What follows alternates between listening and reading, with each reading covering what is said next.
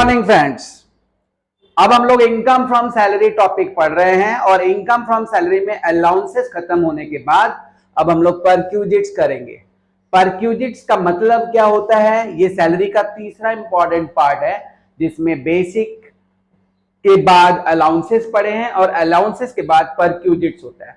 Perquisites आपका employer आपको इसलिए देता है कि आप अपने काम को और बेहतर तरीके से कर पाओ और वो एक बेनिफिट्स होता है। इसके लिए आपके हाथ में एम्प्लॉयर पैसा नहीं देता, वो बेनिफिट ही आपको फ्री में प्रोवाइड कर देता है या कोई कंसेशनल रेट में प्रोवाइड कर देता है, जिसको हम लोग परक्यूजिट्स कहते हैं। अंडर सेक्शन 17(2) में ये बात होता है।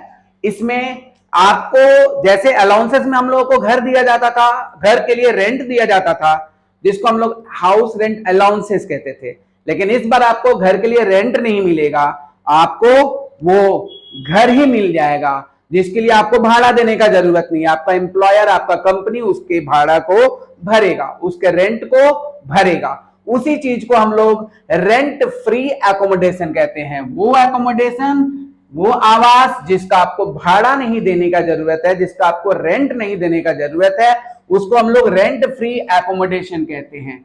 रेंट फ्री एकोमोडेशन के साथ आपको कंपनी फर्नीचर भी प्रोवाइड कर देता है और वो फर्नीचर अगर आपको प्रोवाइड कर देता है रेंट फ्री एकोमोडेशन के साथ तो उसको हम लोग रेंट फ्री फर्निश्ड एकोमोडेशन कहते हैं। कहते हैं क्या?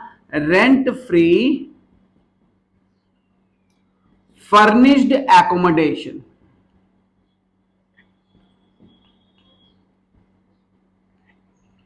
और अगर आपको फर्नीचर फ्री में नहीं मिल रहा है तो उसको हम लोग रेंट फ्री अनफर्निश्ड एकोमोडेशन कहते हैं। रेंट फ्री अनफर्निश्ड एकोमोडेशन कहेंगे।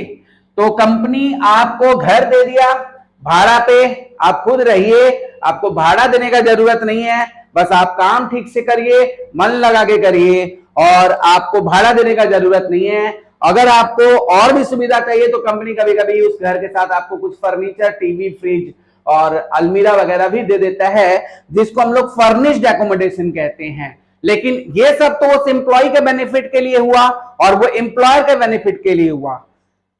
टैक्स अथॉरिटी सिर्फ एम्प्लॉय के इस बचे हुए इनकम को, बचे हुए एक्सपेंसेस को, जो आपका बच गया है in the names of house, अगर ये घर आप नहीं लेते, अगर ये घर आप नहीं लेते तो आप कोई भी अपने इनकम का पार्ट आप रेंट के तौर पे खर्च करते, ये जो खर्च आपका बच रहा है ये टैक्स वाले को बर्दाश्त नहीं होता है। वो क्या करेंगे?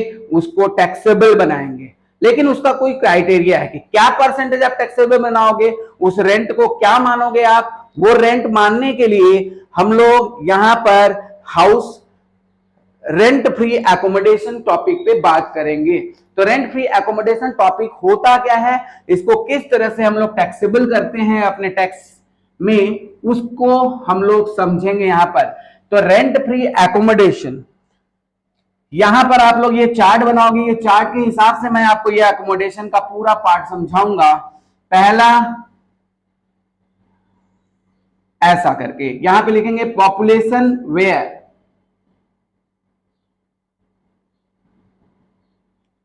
Where house is situated.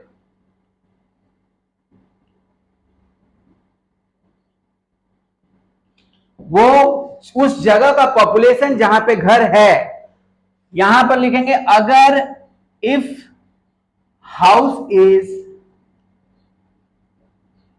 Owned by employer, company का खुद का एकोमोडेशन है, कंपनी का खुद का घर है, तो उस केस का टैक्सेबिलिटी अलग तरीके से होगा। और अगर कंपनी के पास खुद का घर नहीं है तो जाहिर सा बात है कि कंपनी आपको रेंट लेकर घर देगा। तो अगर दूसरा केस होता है इफ हाउस इज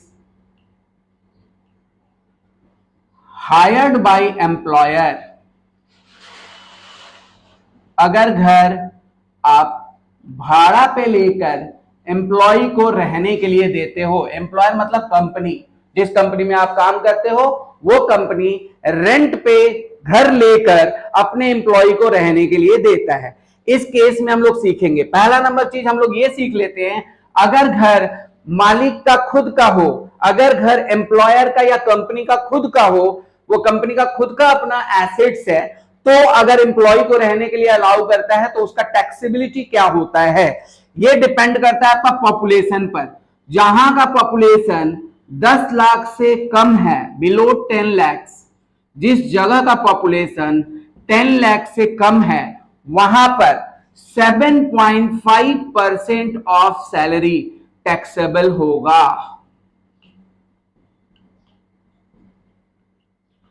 अब ये बताइए, जहां का पॉपुलेशन 10 लाख से कम है, अनपॉपुलर जगह का नाम अगर आपके क्वेश्चन में है तो आप समझ लीजिएगा एकदम 10 लाख से कम वहां का पॉपुलेशन होगा। ऐसा कैसे ईटानगर दे दिया या रामनगर दे दिया, आप समझ जाइएगा वहां का पॉपुलेशन 10 लाख से कम होगा, और वहां पे अगर आपका एम्प्लॉयर रहने के लिए आपको घर फ्री में प्रोवाइड करता है तो आपके सैलरी का, याद रखिएगा सैलरी का मतलब कुछ और होगा यहां पर, जिसको मैं बाद में बताऊंगा, तो सैलरी का 7.5% टैक्सेबल होगा।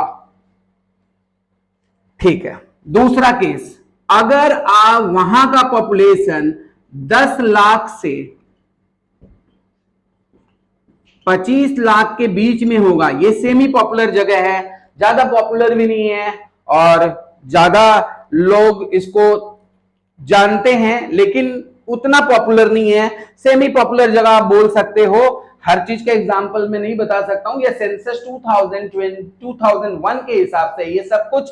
तो जहां का पॉपुलेशन 10 लाख से 25 लाख के बीच में होगा, वहां पर 10% ऑफ सैलरी टैक्सेबल होगा।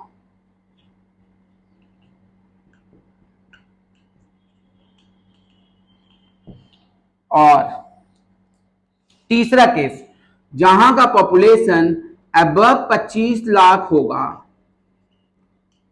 वहां पर 15% ऑफ सैलरी टैक्सेबल होगा।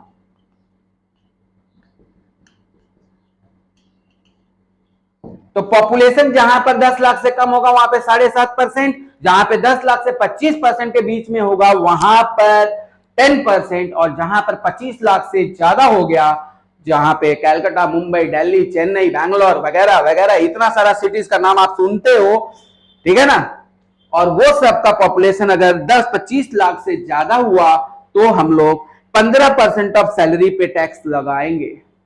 ये तो हो गया तब का बात जब वो घर कंपनी का खुद का है और वो अपने एम्प्लॉय को रहने के लिए देता है। लेकिन केस नंबर 2 जो होता है यहां पर, अगर कंपनी के पास खुद का घर नहीं है तो वो जरूर उसका रेंट देकर अपने एम्प्लॉय को रहने के लिए देगा, अपने फैक्ट्री के पास आसपास या अपने ऑफिस के आसपास। उस चीज को कहेंगे कि घर तो उसको फ्री में मिल गया, लेकिन उसका भाड़ा कौन दे रहा है? कंपनी दे रहा है। लेकिन टैक्स वाले के आंख में चुभेगा भाई कि ये क्यों भाड़ा कंपनी दे रहा है, वो सैलरी का पार्ट वो बचा पा रहा है ना, तो उस पे टैक्स लेंगे। लेकिन उसका तरीका ये है, वो कहीं पे भी वो प्लेस सिचुएटेड हो, उससे कोई लेना देना नहीं है, उससे कोई मतलब नहीं है। वो सिर्फ एक बात देखता है, rent paid by company,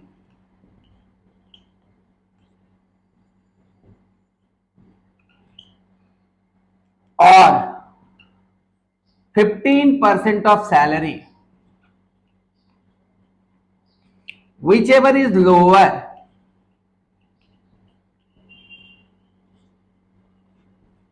is taxable in hands of employee।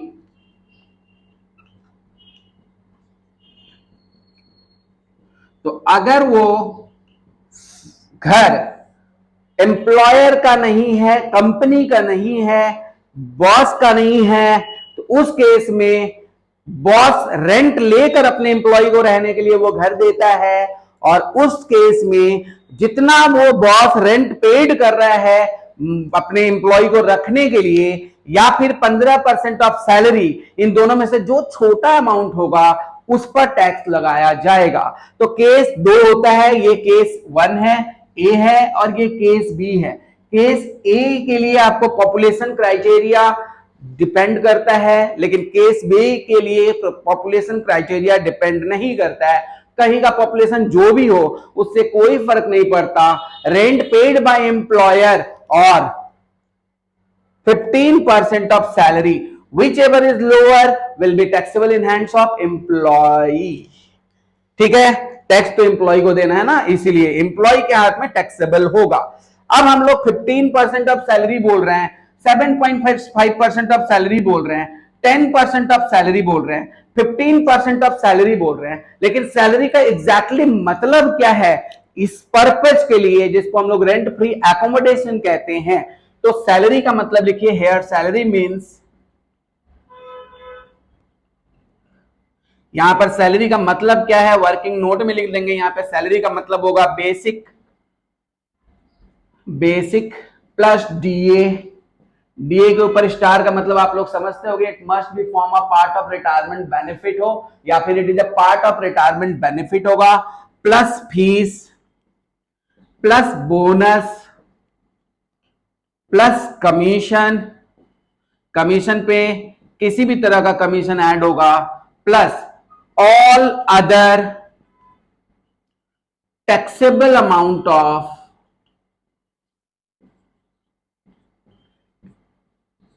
Allowances,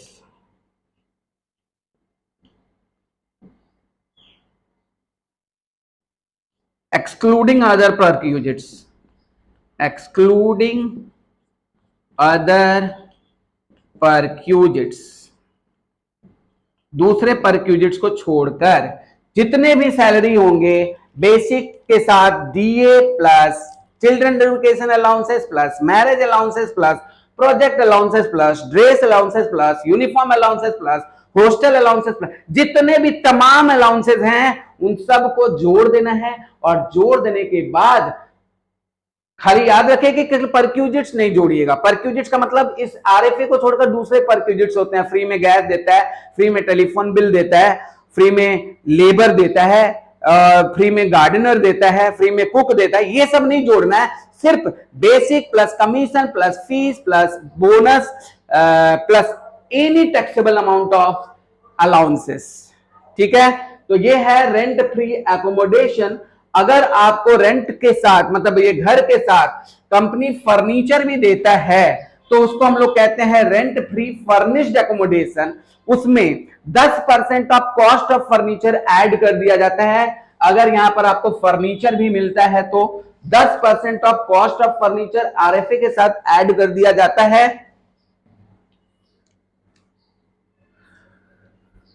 अगर company rent free furnished accommodation देगा तो सबसे पहले हम लोग आरएफए निकालेंगे। आरएफए का मतलब रेंट फ्री एकोमोडेशन निकालेंगे और रेंट फ्री एकोमोडेशन आ जाने के बाद इसमें ऐड कर देंगे क्या 10% ऑफ कॉस्ट ऑफ फर्नीचर। याद रखिएगा कॉस्ट लिखेंगे WDV नहीं, 10% of cost of furniture. Furniture का कॉस्ट आपके क्वेश्चन में दिया रहेगा, लेकिन ये तब होगा जब वो फर्नीचर ओन्ड बाय एम्प्लॉयर होगा। अगर वो फर्नीचर एम्प्लॉयर का खुद का है तो ये ऐड करेंगे, और अगर उसका खुद का नहीं है तो रेंट ऑफ फर्नीचर, अगर वो भाड़ा पे लेके फर्नीचर देता है तो रेंट ऑफ फर्नीचर ऐड कर देंगे। जितना रेंट पेड कर रहा है पेड बाय एम्प्लॉयर।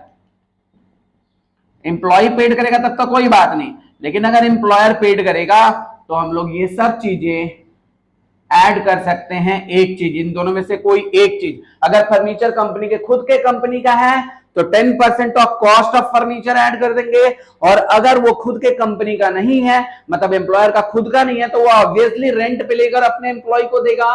तो अगर वो रेंट पर लेकर देगा तो whatever the rent paid by employer will be taxable in hands of employee. तो इसको हम लोग कहेंगे रेंट फ्री फर्निश्ड एकोमोडेशन। और फर्निश्ड नहीं है, अनफर्निश्ड है, तो सिर्फ हमको यही निकालना है। उसके लिए हम लोगों को ये चीज करना ही नहीं है, तो वो हो जाएगा rent free unfurnished accommodation. Next video में हम लोग आपको एक सम के साथ मिलेंगे, एक प्रॉब्लम के साथ मिलेंगे। इसके बाद जो आरएफए के ऊपर स्पेशल प्रॉब्लम होगा। तब तक के लिए keep studying, keep learning. Thank you.